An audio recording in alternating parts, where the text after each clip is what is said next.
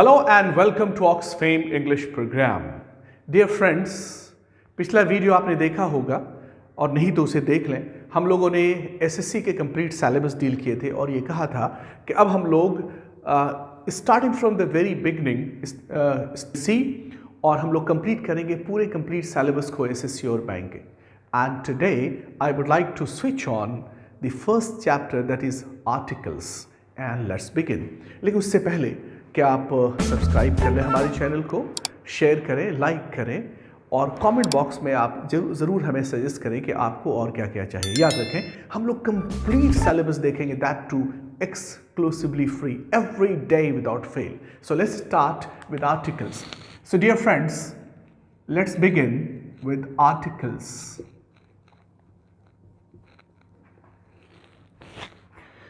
You know what?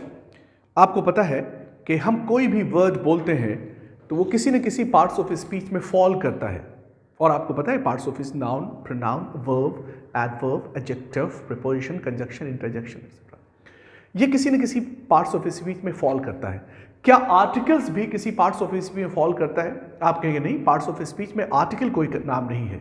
तो याद रखें, आर्टिकल्स जिसे हम कहते हैं वो इन एक्चुअलिटी इसका निक नेम है, कॉल नेम है, पेट नेम है। इसका जो ओरिजिनल नेम है वो एडजेक्टिव्स है। Means articles are nothing but adjectives. Articles are nothing but adjectives. Right? Articles are nothing but adjectives. और everybody knows adjectives कहते हैं at plus jecta, at कहते हैं जोड़ने को और jecta कहते हैं noun को। यानी हर वो word जो noun में कुछ जोड़ दे वो adjective होता है। ठीक उसी तरह से articles भी noun में जुड़ता है। यानी वो कहता है होशियार, खबरदार, शहनशाह अंग्रेजी, यानी नाउन तशरीफ लाने वाले हैं। मतलब जब कभी भी आर्टिकल होगा ना उसके बाद नाउन होगा, वो हमेशा नाउन को फॉलो करता है। राइट? जैसे आप कहोगे कि वन पेन, तो pen is a noun, one is an adjective. Good boy, boy is a noun, good is an adjective. A book, book is a noun, a is an adjective. An apple, apple is a noun, an is an adjective. The boy, boy is a noun, the is an adjective. So in fact articles are nothing but adjectives.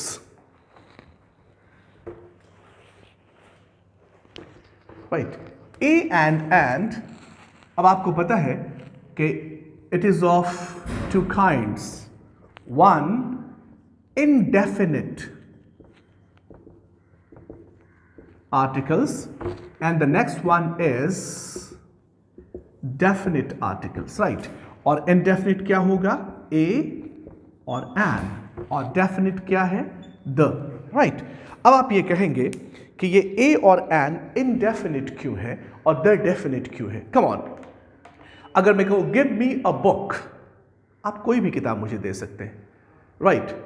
That is indefinite. Give me a book. You can give me any book of your choice. अगर मैं कहूँ call a boy, आप किसी भी लड़के को बुला सकते हैं। अगर कोई आता है क्लासरूम में और कहता है I want to meet a student, मैं किसी को भेज दूंगा कि आप मिलिए, क्योंकि इनडेफिनिट है। लेकिन अगर कहता है कि I want to meet the boy, अब ये डेफिनेट हो गया। मैं पूछूंगा विच बॉय, किससे मिलना चाहते हैं, तो वो कहेगा that boy. Is that clear? उससे। अगर मैं कहूँ ब्रिंग द चेयर, तो आप कहेंगे विच चेयर, मैं कहूँ the chair that is lying over there, the chair which is in red color, right? वो वाला चेयर। तो the का मतलब होता है definite और a और an को कहते हैं indefinite article, right? याद रखें कि a और an, a and an are the weakened form of one. A and an, note down, a and an are the weakened form of one. One का कमजोर रूप है। मतलब अगर आप कहते हैं कि I eat one apple a day, right? और आप इसकी जगह पे ये भी कह सकते हो I eat an apple a day. मतलब ये वन की जगह पे आपने क्या यूज किया, एन। तो one is the weakened form of an. One जो है वो एन का वीक फॉर्म है, कमजोर रूप है, और दोनों ही एक ही चीज है, राइट। ठीक उसी तरह से अगर कहें कि give me that book, give me that book, और गिव मी द बुक, तो फिर मैं कहूंगा कि ये जो द है ना, THE, ये दैट का वीक फॉर्म है, कमजोर रूप है, राइट। Is the clear? और दैट एक पर्टिकुलराइज्ड वर्ड है, किसी चीज को खास कर देता है। ब्रिंग दैट चेयर, अब उसी खास चेयर को लाना है। गिव मी दैट बुक, अब उसी खास बुक को देना है। तो the is the weak form of that, और ए और an are the weak form of one. Is the clear? तो ना इतनी सी बात क्लियर हो गई कि a and an are the weak form of one and the is the weak form of that, और आर्टिकल्स एडजेक्टिव्स हैं। Okay, next. अब आपको मालूम है कि a and an are used before singular countable noun starting with a consonant sound. That is important to note कि ए का इस्तेमाल का होना है, दो तीन चीज जान लें। सबसे पहले कि नाउन होना चाहिए, नाउन नहीं तो आर्टिकल नहीं, क्योंकि आर्टिकल क्या है, राइट कहते हैं कि होशियार, खबरदार, शहंशाह अंग्रेजी, यानी नाउन तशरीफ लाने वाले हैं। आर्टिकल को देखा तो आप समझ जाए बाद में नाउन आने वाला है, राइट। बामुलाहिजा बादब आप अपनी तरफ से जोड़ सकते हैं। Is that clear? तो नंबर वन, सबसे पहले आपको याद रखना है कि नाउन का होना अति आवश्यक है, तभी आर्टिकल लगेगा। और ए के लिए वो क्या होना चाहिए, सिंगुलर काउंटेबल होना चाहिए, और उसका स्टार्ट किससे हो, वो वॉवेल साउंड से, तब फिर ए लगेगा, राइट। अगर इसको आप इस तरह से देखें, राइट, तो number one, noun singular, countable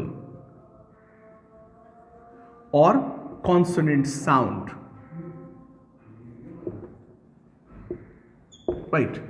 ये होना चाहिए, नाउन सिंगुलर, राइट, काउंटेबल और कॉन्सोनेंट साउंड, तो फिर ए का प्रयोग होगा, अदरवाइज नहीं होगा। जैसे एग्जाम्पल, सीधे एग्जाम्पल, राइट। नाउ आप कहेंगे कि ऑनेस्ट, तो क्या इसके पहले ए या एन होगा? आप कहेंगे नहीं, क्यों नहीं होगा? क्योंकि ये एडजेक्टिव है, राइट। Is that clear? ये एडजेक्टिव है, और कहाँ इस्तेमाल होना है, हमेशा वो नाउन होना चाहिए उसके बाद, तब आर्टिकल यूज होगा। और अगर आप कहेंगे ऑनेस्ट मैन, तो आप यहां पे इस्तेमाल होगा आर्टिकल, और क्या होगा, राइट, क्या होना है, एन ऑनेस्ट मैन। आप कहेंगे ऐसा क्यों हुआ, क्यों नहीं हुआ? एक बार मैं कहूं कि जब कभी भी ए लगना है ना, वो कॉन्सोनेंट साउंड के पहले लगना है, और हम जो ऑनेस्ट बोलते हैं that starts with a vowel sound. आगे थोड़ा और क्लियर करके देखेंगे, राइट। अगर आप कहेंगे बॉय, तो फिर आप कहेंगे अ बॉय, राइट। अगर कहेंगे स्टूडेंट्स, तो क्या इसके पहले कोई आर्टिकल लगेगा? नहीं। क्यों नहीं लगेगा? क्योंकि स्टूडेंट्स यहां प्लूरल हो गया, राइट। Is the clear? उसे सिंगुलर होना चाहिए, that is important to note. Okay, come on. Now, can we use water?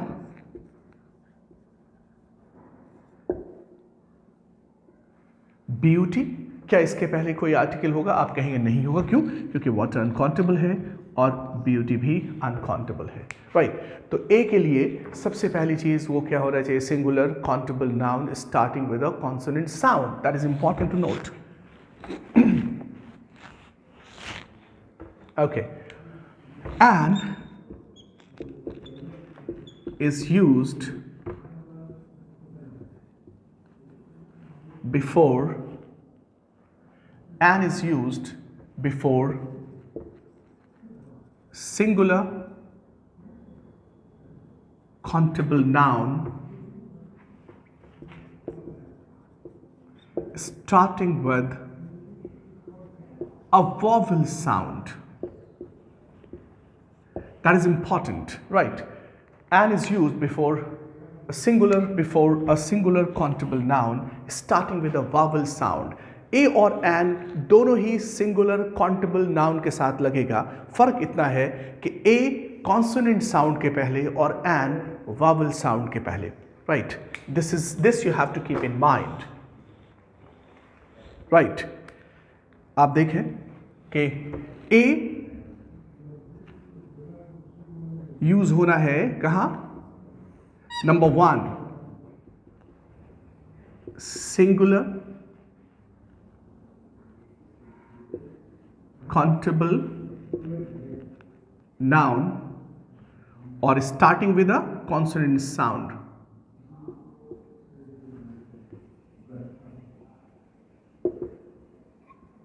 Consonant sound. और an यूज होना है singular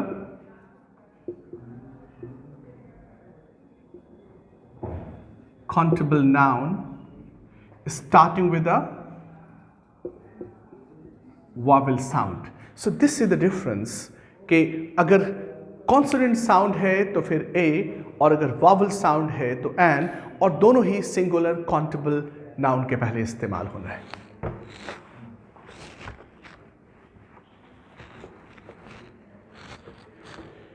Now come on. So one thing is clear कि a और an के लिए noun क्या हो? Singular countable और a starting with a consonant sound और an starting with a vowel sound. Now come on. एक चीज आप जाने कि कभी कभी आप कंफ्यूज कर जाएंगे। जैसे मैंने एक वर्ड लिखा है स्कूल, राइट? स्कूल। आप जब हम बोलते हैं स्कूल तो इसके पहले आप कहेंगे एन लगेगा क्योंकि वॉवल साउंड से शुरू हो रहा है। इस स्कूल, यही वजह है कि some parts of in some part of our country it is also pronounce school, right? ये कंफ्यूजन दूर करने के लिए मैं थोड़ी सी आपको एक छोटी सी बात बताऊं और ये कंफ्यूजन बिल्कुल ही क्रिस्टल क्लियर हो जाएगा। वो ये कि आप हिंदी जानते हैं, कोई भी वर्ड आप लिखें, कोई भी वर्ड, जैसे मैंने लिखा स्कूल, इसके पहले क्या होगा? ए होगा या एन होगा, right? Consonant sound, vowel sound तो आप जानते हैं। अब हिंदी के वर्णमाला देखें, इसको जब हम लिखेंगे तो कैसे लिखेंगे? ये जो लिखेंगे ना, ये वाला, ये जो पहला अक्षर है ये वॉवल है या कॉन्सोनेंट है? ये पहला वाला अक्षर लेटर जो है आपको लग रहा है ये वॉवल है या कॉन्सोनेंट है हिंदी में? तो आप ये कहेंगे ये कॉन्सोनेंट है, वॉवल नहीं है। तो अगर हिंदी का पहला अक्षर कॉन्सोनेंट हो तो हमेशा अ होगा, राइट? और अगर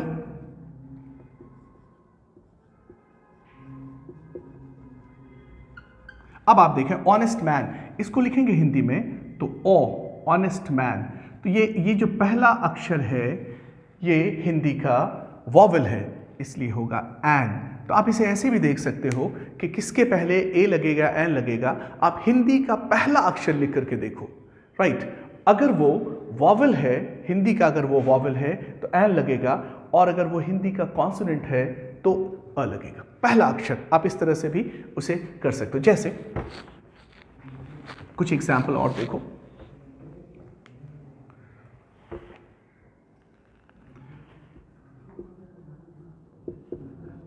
अगर मैं कहूँ hospital, hospital, come on, hospital.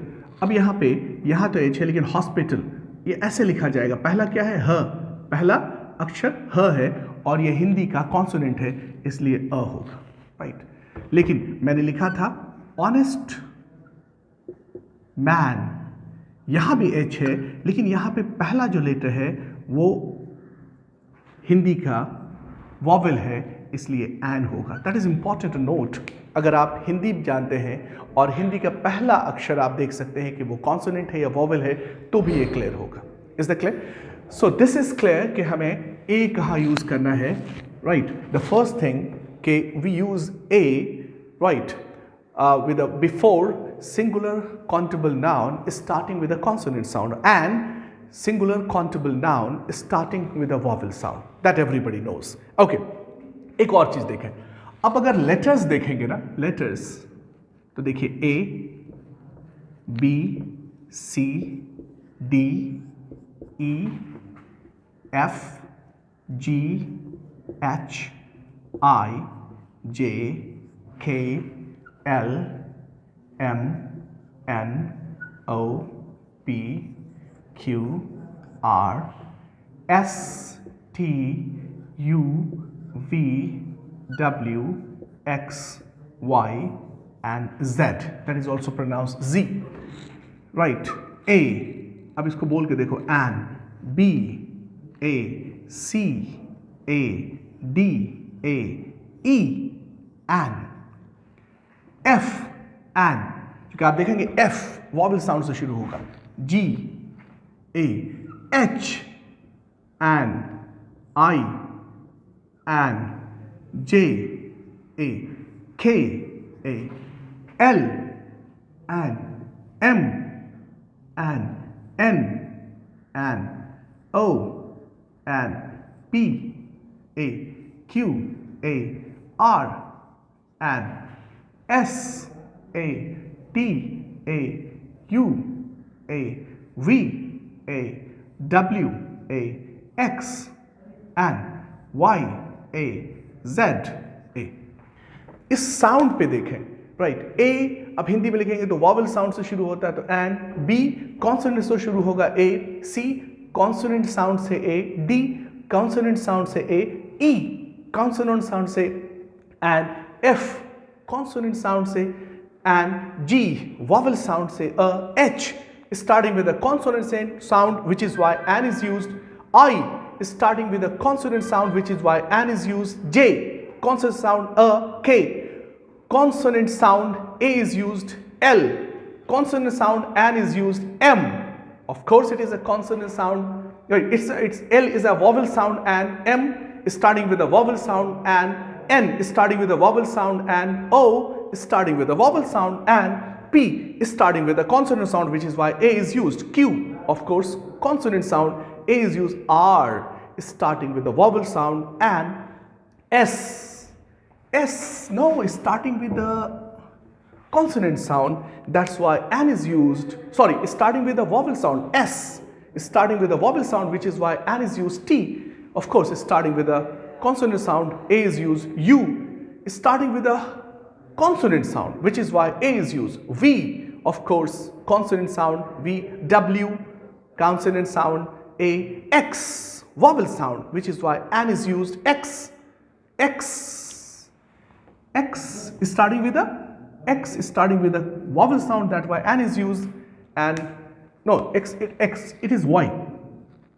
Y starting with a consonant sound which is why A is used, and Z is starting with a consonant sound which is A is used. And now अब आप इस letters को जब use करेंगे तो आप देखें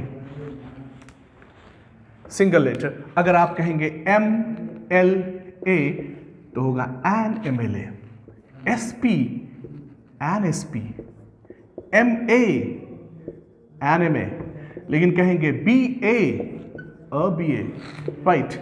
SDO and SDO, right. Is that FO and FO. तो जब कभी भी लेटर्स के लिए भी यूज होगा तो इस तरह से यूज होगा. आप देखेंगे पहला जो लेटर है उसका साउंड वॉवल है या कॉन्सोनेंट है, right. Hope this is clear. I tell you many rules. उसके बाद मैंने कहा था कि द जो है वो डेफिनेट आर्टिकल है. It has many rules that will follow. लेकिन आज एक छोटी सी चीज़ जान लें कि कोई भी चीज़ डेफिनेट होगा तो कब होगा. अगर कोई नाउन डेफिनेट होगा तो कब होगा. एक छोटा सा एग्जाम्पल है.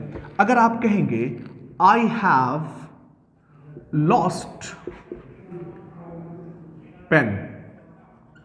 नो कम ऑन, आप सोचेंगे ना, जब आप ख्याल करोगे तो आपको लगेगा I have lost a pen, मेरा कलम खो गया है, तो यकीनन वो डेफिनेट पेन होगा? नहीं, आपकी सोच पे डेफिनेट और इनडेफिनेट डिपेंड नहीं करता, बल्कि सेंटेंस पे डेफिनेट और इनडेफिनेट डिपेंड करता है। अब थोड़ी सी बात सुनिए, नाउन, यहां पे जो नाउन है ना, वो वर्ब के बाद है, वर्ब के बाद, राइट? तो जब कभी भी नाउन वर्ब के बाद हो और उसके बाद पेन के बारे में कोई बात न बताई गई हो, सिर्फ उस पर ख़त्म कर दिया गया हो, उसका एक्स्ट्रा इंफॉर्मेशन नहीं हो, तो आप हमेशा ये समझेंगे वो इनडेफिनिट है। तो I have lost a pen, आपके दिमाग में तो होगा अरे मेरा कलम खोया है, वो तो डेफिनिट होना चाहिए। नहीं, मैं क्या कर रहा हूं, सेंटेंस को देखो, अगर लास्ट में पेन आया है और उसके बारे में कोई एक्स्ट्रा इंफॉर्मेशन नहीं है, इसका मतलब वो हमेशा इनडेफिनिट होगा। और डेफिनिट कब होगा? डेफिनिट इस तरह होगा, I have lost pen that you gifted, that you gifted. अब आप जरा गौर करो, मैं किस पेन की बात कर रहा हूं? मैं उस कलम की बात कर रहा हूं दैट यू गिफ्टेड, जो आपने मुझे गिफ्ट किया था।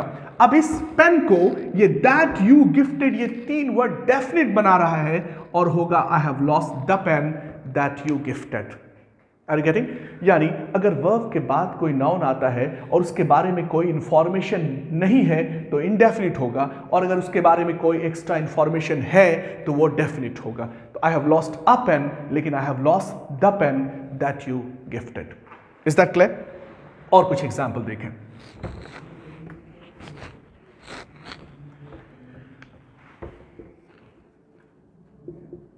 Water is sweet, water is sweet. No, come on. अब आप ये देखो कि अब यहां पे जो नॉन यूज हुआ है वो वर्ब के पहले यानी इज के पहले। अब ये डेफिनेट है कि इनडेफिनेट है? नो, ये इनडेफिनेट है, क्योंकि वाटर के बारे में ये बताया नहीं गया किस वाटर की बात कर रहे हैं। तो अगर वर्ब के पहले कोई नाउन हो और नाउन और वर्ब के बीच में, नॉन और वर्ब के बीच में कोई एक्स्ट्रा इंफॉर्मेशन नहीं हो, तो आप समझ जाएं कि वो इनडेफिनिट है, तो द का प्रयोग नहीं होगा। और वाटर अनकाउंटेबल नाउन है तो ए और एन का भी प्रयोग नहीं होगा, तो यहां पे कुछ नहीं होगा। Water is sweet. On the other hand, on the contrary, इसके विपरीत अगर ये कहा जाता कि water of this well is sweet, water of this well is sweet. अब आप जरा गौर करो कि वाटर यहां पे और वर्ब कहां पे? यहां पे। और वाटर और वर्ब के बीच में ये इंफॉर्मेशन है ऑफ दिस वेल। और जब कभी भी नाउन और वर्ब के बीच में कोई एक्स्ट्रा इंफॉर्मेशन हो तो समझ जाओ ये इसे डेफिनेट बना रहा है, और अब होगा the water of this well is sweet. Have you got it? Have you got the point? The point is कि अगर नाउन वर्ब के बाद में है तो उस वर्ब के बाद कोई ना कोई एक्स्ट्रा इंफॉर्मेशन होगा उसे डेफिनेट बनाने के लिए, राइट? और अगर कोई इंफॉर्मेशन नहीं है तो वो इनडेफिनिट है। और अगर नाउन वर्ब के पहले है, नाउन अगर वर्ब के पहले है तो इस नाउन और वर्ब के बीच में कोई ना कोई इंफॉर्मेशन होगा जो इसे डेफिनेट बना रहा होगा, राइट? और एक छोटा सा नोट कर लें, नोट में नोट लिख लें, आगे भी मैं लिखाऊंगा इसे। Note, noun plus of plus noun, ये जब कभी भी होगा ना, non plus of plus noun, तो ये समझ जाओ ये हमेशा डेफिनेट होगा और इसके पहले द का प्रयोग होगा। Non plus of plus noun, non plus of plus noun हमेशा ये डेफिनेट कहलाएगा। जैसे एक छोटा सा एग्जाम्पल अगर और मैं दूं आपको,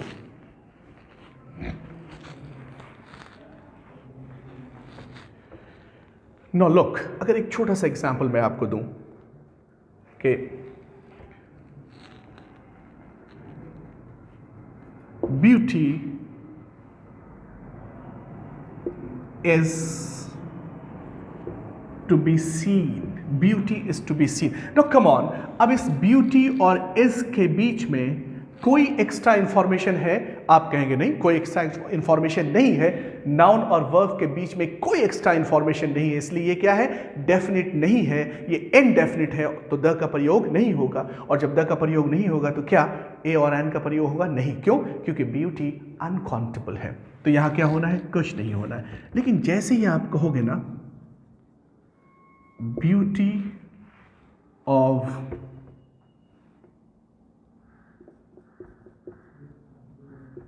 मुमताज इज फेमस,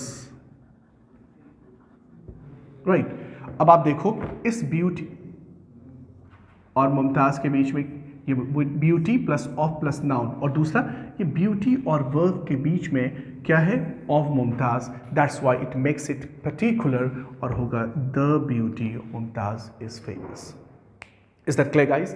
तो किसी भी नाउन को डेफिनिट होने के लिए पहले शर्त यह है कि अगर वो नाउन वर्ब के बाद है तो आप देखो उस नाउन के बारे में कोई एक्स्ट्रा इंफॉर्मेशन है, अगर कोई एक्स्ट्रा इंफॉर्मेशन है तो वो डेफिनिट है, और अगर कोई एक्स्ट्रा इंफॉर्मेशन नहीं है तो वो इनडेफिनिट है। दूसरा, अगर नाउन वर्ब के पहले है तो आप ये देखें क्या नाउन और वर्ब के बीच में कोई इंफॉर्मेशन है एक्स्ट्रा, अगर वो इंफॉर्मेशन है तो वो डेफिनिट है, और अगर कोई इंफॉर्मेशन नहीं है तो वो इनडेफिनिट है। और एक और बात जो मैंने कहा, non plus of plus noun जब कभी भी होगा वो नाउन डेफिनिट होगा और उसके पहले द का इस्तेमाल होगा। कुछ एग्जाम्पल आप देखें।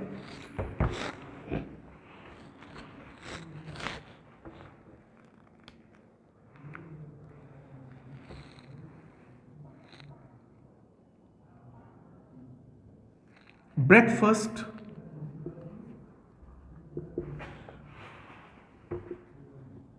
was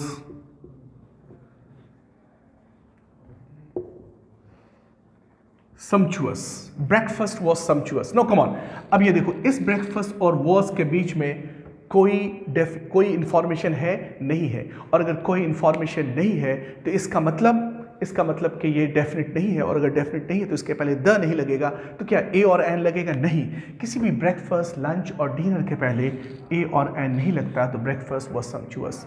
लेकिन अगर मैं ये कहूं कि breakfast we had yesterday was really sumptuous। अब आप देखो नॉन कहाँ पे है, यहाँ पे ब्रेकफास्ट, और वर्ब कहाँ पे, यहाँ पे was। तो breakfast we had yesterday was really sumptuous। अब मैं किस ब्रेकफास्ट की बात कर रहा हूँ? वो ब्रेकफास्ट जो हम लोगों ने कल लिया था। तो इसको कौन सा वर्ड डेफिनेट बता रहा है? वी हैड yesterday, ये तीन वर्ड उसे डेफिनेट बना रहा है, तो होगा the breakfast we had yesterday was sumptuous। Is that clear? Is that okay guys? तो किसी भी नाउन को परफेक्ट डेफिनेट होने के लिए, राइट, अगर नाउन वर्ब से पहले है तो उसके नाउन और वर्ब के बीच में कोई इंफॉर्मेशन होगा जो इसे डेफिनेट बना रहा होगा, तो द लगाएंगे, और अगर कोई वर्ब नहीं है तो वो इनडेफिनिट है और इसके पहले द नहीं लगेगा। और अगर नाउन के बाद में, अगर वर्ब के बाद में नाउन है तो उस नाउन के बाद में कोई इंफॉर्मेशन होगा जो उसे डेफिनेट बना रहा होगा, तो फिर द होगा, अदरवाइज नहीं होगा। जैसे एक दो एग्जाम्पल और देखें। She has given me, she has given me। No, अब आप ये देखो बुक कहां पे है? लास्ट में, वर्ब के बाद में। इस बुक के बारे में कोई इंफॉर्मेशन है?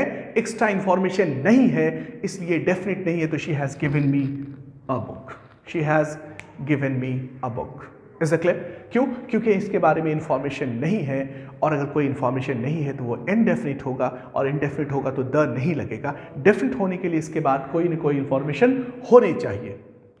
जैसे she has given me book on the history of Bihar. अब आप जरा देखो, she has given me book on the history of Bihar.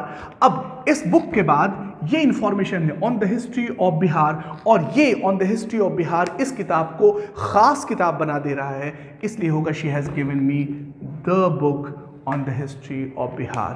Clear है? तो इस तरह से कोई नाउन डेफिनिट होता है और अगर नहीं है तो वो इनडेफिनिट होगा। इतनी सी बात समझिए, ये एक आउटलाइन है, इसके रूल्स ऑफ कोर्स मैं बताऊंगा। अब आप जरा देखिए 2-3 example. She has taken breakfast, she has taken breakfast.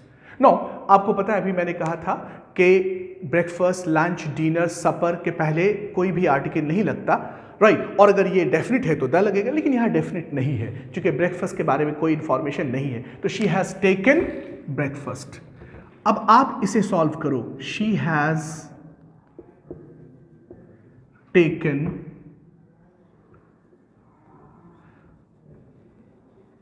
Good breakfast. No, क्या इसके पहले अभी आर्टिकल लगेगा? अभी मैंने कहा कि ब्रेकफास्ट, लंच और डिनर के पहले आर्टिकल नहीं लगता, लेकिन ये रूल बहुत सारी किताबों में डील नहीं किया गया है।